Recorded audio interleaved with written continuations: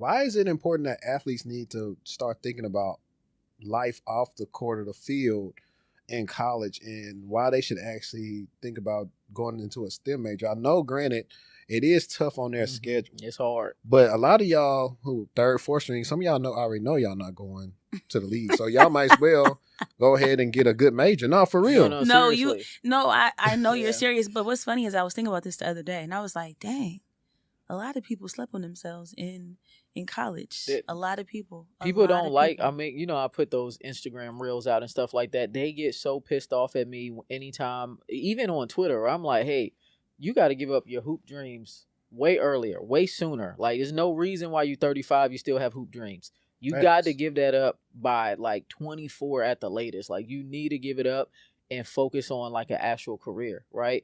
And then even like a lot of people, I see it a lot with women basketball players, like they'll go to like coaching and stuff like that, and like, they're not the best paying jobs, and it's just like, you gotta focus on building a career outside of sports when you know that you're not going to either go to the league in the States or overseas. And then even if you go overseas, it don't mean you're going to make a lot of money, right? The like good players, they'll make a lot of money overseas, but average players, I mean, you're going to be making the same type of money you would make if you was working a job paying you $40,000 a year in the States. Yeah. So, but you're going to be in way worse conditions. So I just feel like, once you give up the hoop dreams and you like reality sets in, I mean, you just really got to think about your life. Like, everybody can't play ball forever, and that's just a fact. And they're not.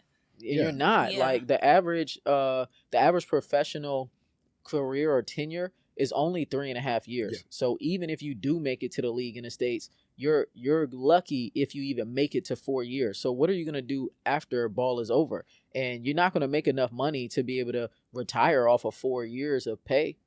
Yeah, no, for sure. And not the way they spend. The WNBA, they pay scale so bad that I have never seen a person after their first year start a podcast. And like when Angel Reese started like a podcast, so I was like, that's how you know. Like, yeah. She got the right people on her team. Yeah, but Angel Reese, she did it because you make way more money doing your own stuff. Right. If you have your own media platform, you'll make way more money. Exactly. Same, you seen it with the Stud Buds, right?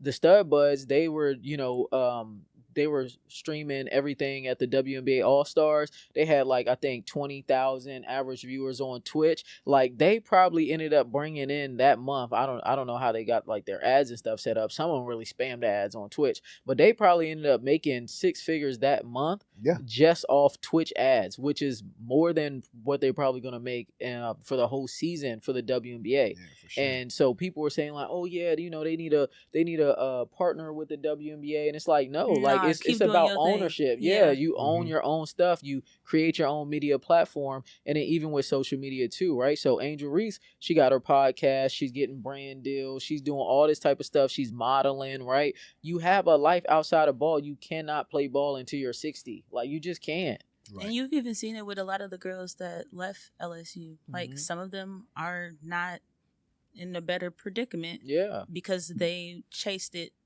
like you said, maybe a little bit too far. Yeah. I mean, and it's not bad to chase your dreams. It's just you need to have a backup plan, right? Like, that's all I'm saying. Like, you need to have a backup plan. For me, I could not do computer science and ball. Like, and my knees were really bad. Like, I started playing ball, I think at like 4 years old or something. Like, I played ball literally my whole life. And if I would have gone and did AAU, I probably would have went way further in my career too. So y'all not from the area, but I know AAU. Okay, so in the DMV, you know Tierra Ruffin Pratt? You probably don't know her. She used to play for the Mystics, but we from the same area. I was supposed to play on the same basketball team, the AAU team, as her, Boo Williams. I was supposed to play with them, and my dad was like, I'm not paying for that, right? And literally, I consider that as a big kind of like shift in my life where I went basketball-wise too. But I just say that to say that you have to have a backup plan. Like, you can't just only put all your eggs in one basket, and people be surprised. I got WNBA players, NFL players, NBA players that reach out to me asking me how they can get into tech. I believe you. I've had consults with like former athletes and stuff too, because like they never thought about like, hey, what's next for the next 30, 40 years of my life that's going to, pay me a decent career. Yeah, there was a former NBA player at GovTechCon last year. Yeah. And the crazy thing is, a lot of the NBA teams and like, for example, my girl Gabby actually works for the NBA. She is I think she's she a technical program manager now, but she started off like doing software engineering and stuff.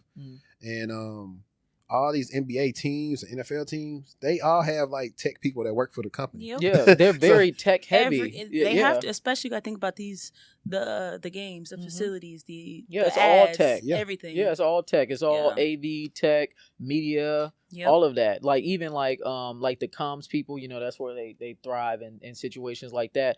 But you know, it's all tech. So they definitely, like, if you look up the different teams, you'll see the different tech roles that they have there. For sure. And then that made me, our conversation right here just also made me think about a time people got mad at me. It's like back when I used to post more on Facebook. I was like, hey, when your kid going to school, forget them chasing the passion, make them pick a degree that's going to make them some money. Once they make the money, they can find a passion later. Yeah. And people got mad at that, but I'm like, you going to be broke chasing that passion and then be mad versus you should have just got a degree that's going to make you some money. Because like everybody not meant to be no nurse.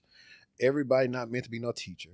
Like, do something that you ain't gotta have people like lives and livelihoods in jeopardy, and get you a bag that way versus being mad. Like, hey, I'm gonna use one on Anton's saying, ain't nobody say you go to school and do underwater basket knitting.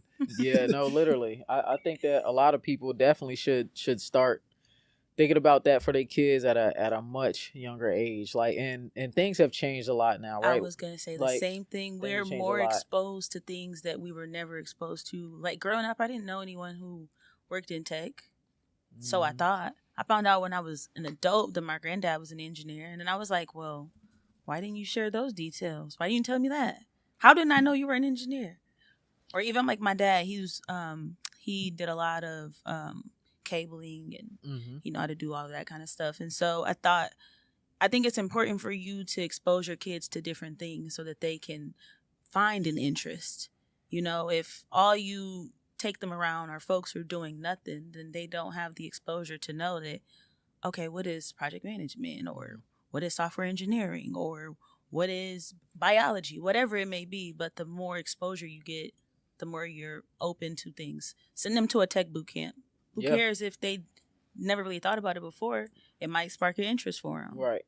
Yeah. Tech boot camps, conferences, right? There's like Nesby's got all the like PCI chapters for the young kids and stuff like that.